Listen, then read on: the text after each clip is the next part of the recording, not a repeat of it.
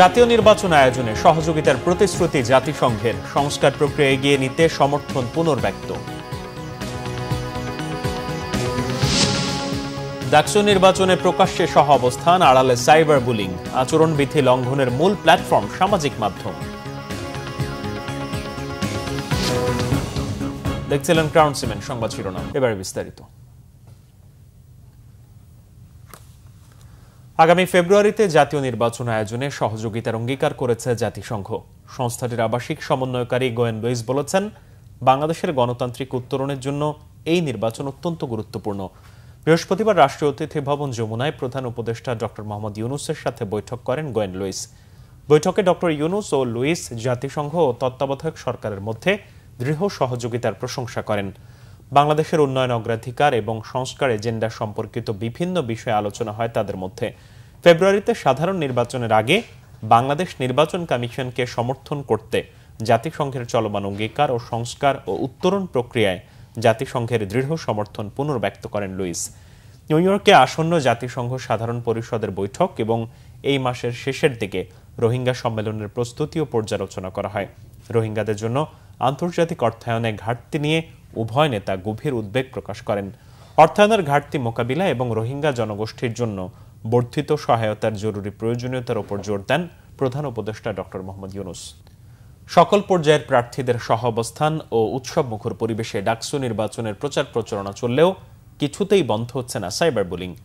এ বিষয়ে অসহায়ত্বের কথা জানিয়েছেন রিটার্নিং কর্মকর্তারা। তাদের মতে সামাজিক যোগাযোগ মাধ্যমই হয়ে উঠেছে আচরণবিধি ভঙ্গের মূল প্ল্যাটফর্ম। তবে এখন থেকে এসব বুলিং রোধে কঠোর ব্যবস্থার কথাও জানিয়েছেন তারা। এদিকে ভোটারদের দ্বারে দ্বারে গিয়ে নানা প্রতিশ্রুতি দিয়ে ভোট চাইছেন প্রার্থীরা। ডাকসু নির্বাচন নিয়ে আরো জানাচ্ছেন মহিবুল্লাহ মহিব। ডাকসু নির্বাচনের আর বাকি মাত্র 4 দিন। প্রচার প্রচারণার শেষ দিন 7 সেপ্টেম্বর। তাই প্রার্থীদের ব্যস্ততা ভোটারদের মন জয়ের সীমাহীন প্রচেষ্টায়। ক্যাম্পাস চষে বেড়াচ্ছেন ছাত্রদল, ছাত্র শিবির, ছাত্র অধিকার পরিষদ সহ বিভিন্ন প্যানেলের প্রার্থীরা, দিচ্ছেন নানা প্রতিশ্রুতি। ঢাকা বিশ্ববিদ্যালয়ের জন্য কয়েক হাজার কোটি টাকার বাজেট হয়েছে, কিছুদিন আগে মাস্টার প্ল্যান হয়েছে, এটা আমরা সকলেই অবগত। কিন্তু অত্যন্ত দুঃখের বিষয় যে সেই মাস্টার প্ল্যানটি কোনো পারফেক্ট মাস্টার প্ল্যান নয়। আমরা নির্বাচিত হওয়ার পরেই ঢাকা বিশ্ববিদ্যালয়ের শিক্ষার্থীর সাথে কথা বলে বিভিন্ন হল সংসদ এবং ডাকসুর কেন্দ্রীয় প্যানেলে যারা থাকবেন তাদের সাথে আলোচনা করে আমরা এই মাস্টার প্ল্যানটিকে আমরা আরো পারফেক্ট করব। দীর্ঘ সময় ধরে গণতন্ত্র এবং ভোটাধিকারকে ফিরিয়ে আনবার জন্য চেষ্টা করে যাচ্ছি। যদি এই ডাকসু নির্বাচন যদি আবারও ষড়যন্ত্রের মুখোমুখি পড়ে, তাহলে জাতীয় নির্বাচনও তো ষড়যন্ত্রের মুখোমুখি পড়ার একটা সম্ভাবনা আছে। দিন শেষে কিন্তু ভাই আমাদের কনসার্ন কিন্তু রাষ্ট্র, আমাদের কনসার্ন কোনো গোষ্ঠী না, কোনো ব্যক্তির স্বার্থ আমাদের কিন্তু কনসার্ন না। কারণ আমরা এখানে যারা আছে সবাই জুলাইয়ের প্রজন্ম, জুলাইয়ে খুনি হাসিনাকে আমরা হটাইছি। সুতরাং পরবর্তীতে যারা হাসিনার এজেন্ডা এখানে বাস্তবায়ন করতে চাইবে, যারা ষড়যন্ত্র করতে চাইবে, তাদের পরিণতি হাসিনার চাইতে খারাপ হবে। তো সে জায়গায় আমরা বিশ্বাসী, কারণ শিক্ষার্থীরা যে পরিমাণ উচ্ছ্বাস আমরা দেখতে পাচ্ছি। সুতরাং এই ষড়যন্ত্র চক্রান্ত যারাই করবে তাদের ষড়যন্ত্র চক্রান্ত সবকিছু নস্যাৎ হয়ে যাবে বলে আমরা বিশ্বাস করি। এখন দেখুন, আমি কেন অফেন ক্রেডিট সিস্টেমটা আর ক্রেডিট ট্রান্সফার সিস্টেমটা নিয়ে কথা বলতেছি, বেশি জোর দিচ্ছি।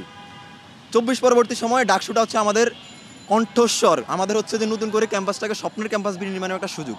ডাকসু নির্বাচনকে ঘিরে অতীতের মতো উত্তপ্ত পরিস্থিতি নেই ক্যাম্পাসে। সৌহার্দ্য আর সহাবস্থানের এমন প্রচারণায় খুশি সাধারণ শিক্ষার্থীরাও। এই মুহূর্তে যদি দেখেন আপনি, বিশ্ববিদ্যালয়ের প্রত্যেক শিক্ষার্থীর মধ্যে একটা উৎসাহ, উদ্দীপনা বিরাজ করছে এই আর কি। তো আশা করি যে ফেয়ারলি একটা ইলেকশন হবে। সব রাজনৈতিক দলগুলো হোক, স্বতন্ত্র হোক, সব সহাবস্থান করেই প্রচারণা চালাচ্ছে এবং প্রচারণা কোনো রকম কোনো সহিংসতা হচ্ছে না। যেরকম ক্যাম্পাসের অবস্থা খুবই সুন্দর, খুব ভালোভাবে শান্তিপূর্ণভাবে প্রচারণা চালানো হচ্ছে। ক্যাম্পাস জুড়ে নির্বাচনী আমেজ বইলেও সামাজিক যোগাযোগ মাধ্যমের বুলিং কিছুতেই থামানো যাচ্ছে না। তাই প্রশাসনের স্পষ্ট ঘোষণা, প্রয়োজনে মামলা করে হলেও এসব বুলিং ঠেকাবেন তারা। এখন আমাদের আচরণবিধি লঙ্ঘিত হচ্ছে এই পেজগুলোর মাধ্যমে সবচেয়ে বেশি। আর না হয় বিশ্ববিদ্যালয়ে আমাদের আর সার্বিক যে পরিস্থিতি খুবই ভালো, সব কিছু ভালোভাবে চলছে, কিন্তু এই সাইবার বুলিং কোনোভাবেই ঠেকানো যাচ্ছে না। আমরা হয়তো আপনাদের মাধ্যমে এটা জানিয়ে দিতে চাই যে এখনও কেউ যদি এগুলো অপপ্রচারগুলো চালিয়ে যায়, এ ধরনের অপরাধমূলক কাজগুলো করে, তাহলে আমরা আমাদের শাস্তিমূলক ব্যবস্থার দিকে আমাদের যেতে হবে। ভোট গ্রহণের সময় 7 ঘন্টার স্থলে 1 ঘন্টা বাড়িয়েছে নির্বাচন কমিশন। এছাড়া বুথের সংখ্যাও বাড়ানো হয়েছে 210টি। 4 দিন নয়, কেবলমাত্র ডাকসু নির্বাচনের দিনই বন্ধ থাকবে ঢাকা বিশ্ববিদ্যালয়ের ক্লাস পরীক্ষা। মুহিবুল্লাহ মুহিব, বাংলা ভিশন, ঢাকা। উন্নত জীবনের স্বপ্ন নিয়ে যুক্তরাষ্ট্রে গিয়ে ফেরত আসতে হচ্ছে বাংলাদেশিদের। অবৈধভাবে অবস্থানের অভিযোগে দেশটি থেকে ফেরত পাঠানোর প্রক্রিয়ায় যুক্ত হয়েছেন আরও একদল বাংলাদেশি। এ দফায় যুক্তরাষ্ট্র থেকে 30 বাংলাদেশিকে ফেরত পাঠিয়েছে ট্রাম্প প্রশাসন। বৃহস্পতিবার রাত 11:30টার দিকে তাদের বহন করা বিমানটি অবতরণ করে হজরত শাহজালাল আন্তর্জাতিক বিমানবন্দরে। 30 জনের মধ্যে 29 জন পুরুষ ও 1 জন নারী অভিবাসী রয়েছেন। অবৈধভাবে যুক্তরাষ্ট্রে অবস্থানের অভিযোগে দেশটি থেকে ফেরত পাঠানো হয়েছে তাদের। এ সময় ফেরত আসা কোনো অভিবাসী গণমাধ্যমে কথা বলেননি। ডোনাল্ড ট্রাম্প দ্বিতীয় মেয়াদে মার্কিন প্রেসিডেন্ট হওয়ার পর অবৈধ অভিবাসীদের ফেরত পাঠানোর অভিযান আরও জোরদার করেছে। এখন পর্যন্ত 3 ধাপে 187 জন প্রবাসী দেশে ফিরে এসেছেন। এর ধারাবাহিকতায় বাংলাদেশি সহ বহু দেশের নাগরিকদের ফেরত পাঠানো হচ্ছে।